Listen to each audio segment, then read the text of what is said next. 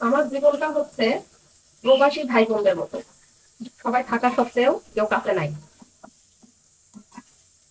কিচ্ছু করার নাই। জীবন এইভাবে চলে যাবে। এই খাওয়ার জন্য মানুষ কত কি করে, তাই না? আসসালামু আলাইকুম, সবাইকে ঈদ মোবারক। আমি রান্না বান্না শুরু করে দিয়েছি। তেমন কিছু না, গরুর মাংস রান্না করব। এখানে বাটাবাটি কাজ শুরু করে দিয়েছি। সব মশলা একদম বেটে দেবো, যাতে মানে রান্নাটা খুবই মজা হয় সেজন্য।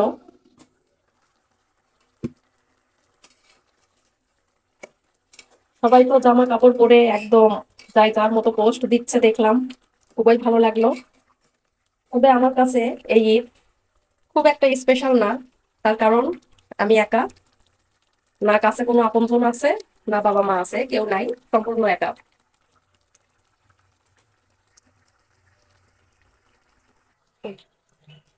মরিচে এইভাবে লবণ দিয়ে রেখে দিচ্ছি।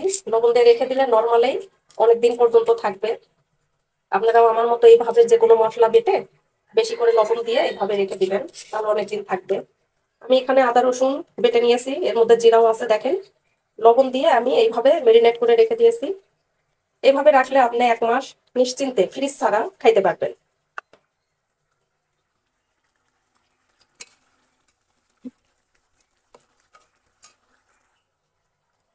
এই মশলাগুলো বেটে নেব। 2টা কালো ফল নিয়েছি, আর 4-5টা 5-6টার মতো হচ্ছে সাদা ফল, দারচিনি নিয়েছি, ওর মধ্যেও দারচিনি দিয়েছি। আমি মশলা সবসময় বেটে দিই, এভাবে বেটে দিলে কি ফ্লেভারটা অনেক সুন্দর হয়। কয়টা আলাম ধনেও নিয়েছি, এই আলাম ধনেও বেটে দেবো। আমার বাটা শেষ। আমি এখন এই মশলাগুলো তরকারির মধ্যে দিয়ে দেবো।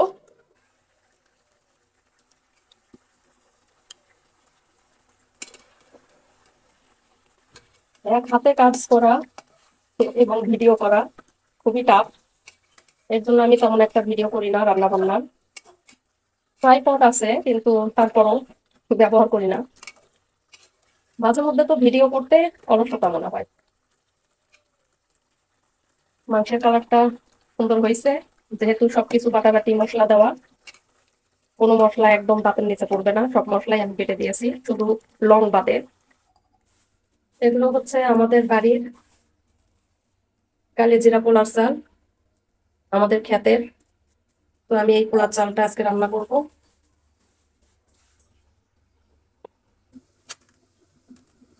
সাদা পোলার মধ্যে আমি এই মটরশুঁটি দেবো।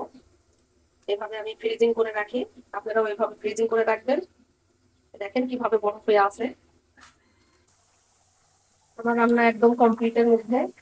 এখানে আমি আলুগুলো তুলে রেখেছিলাম। আলু তুলে রাখার কারণ হচ্ছে আলুগুলো গলে যাচ্ছিল। এটা আমি এখন তেলানি দেবো এই মাংসের মধ্যে।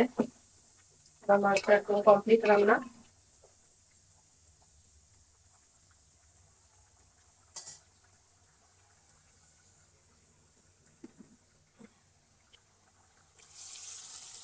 এক হাত দিয়ে দেওয়াটা খুবই টাফ।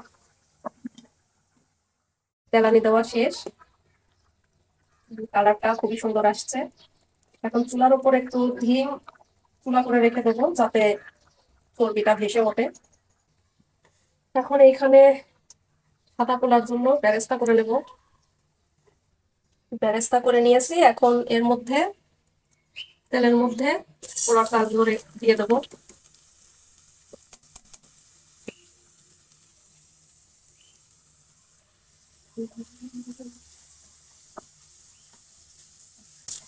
আমার জীবনটা হচ্ছে প্রবাসী ভাই বোনদের মতো।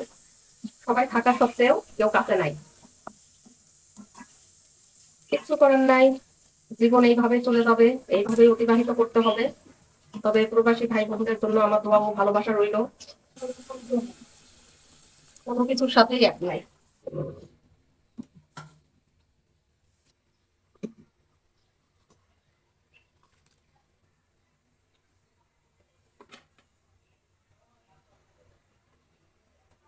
এখন জোরে বলক দিয়ে তারপরে বাদ বাকি যা দেওয়া লাগে সবকিছু দেবো।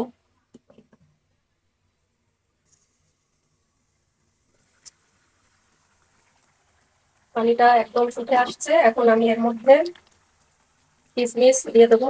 এটা না হলে আমার হয় না। আর দিয়ে দিচ্ছি এই যে আলু বোখারা, যাই যেভাবে ডাকেন।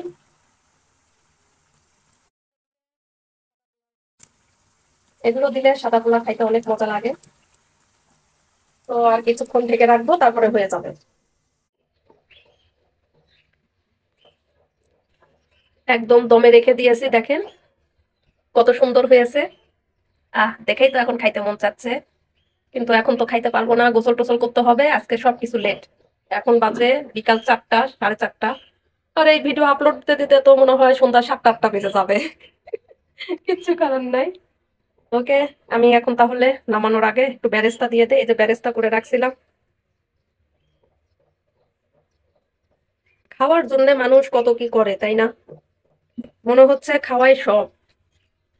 আল্লাহ যদি পেট না দিত, তাহলে মনে হয় মানুষ এত দুর্নীতি বা ইনকাম করা এত টেনশন থাকতো না, শুধু আল্লাহর ইবাদত করতাম আমরা, এটাই ভালো ছিল। ওকে, সবাই ভালো থাকবেন, আজ এই পর্যন্ত। আর আমার জন্য দোয়া করবেন, আপনাদের জন্য আমি দোয়া করি। ঈদ মোবারক সবাইকে, এবং আল্লাহ হাফেজ।